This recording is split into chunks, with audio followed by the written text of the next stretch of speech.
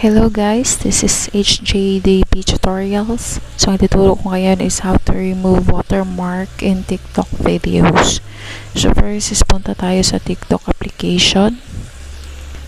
Or pwede nyo install sa Play Store. Ayan. Then, pili tayo ng video. Then, click share. Sa gilid. And then, copy link. Click natin yung copy link. So, link copied na sa taas. And then, punta tayo sa Google Chrome or any browser. Ayan. Search natin Snaptik. Then, click yung nasa unahan. TikTok video download. Then, ayan guys. Video TikTok download without watermark. So, ayan. So, scroll down lang kayo guys. Pwede nyo siyang makuha sa Google Play. Pwede nyo i-install application na ito. Snaptik. Then, balik tayo. Paste natin yung link. Ayan. Long press lang. Ayan, then download.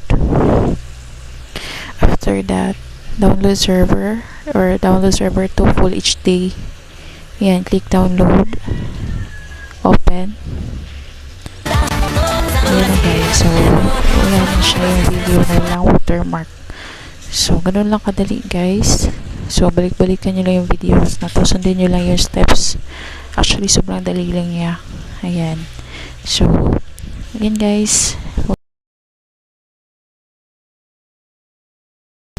Like, so punta tayo sa gallery, tingnan natin albums, videos. So ito na siya guys. Ayan. So makikita nyo wala na siyang watermark or any username na nakalagay or TikTok logo. Ayan. Diba, bongga. So, ayan guys. Thank you so much for watching. Don't forget to like, subscribe, and hit the notification bell button.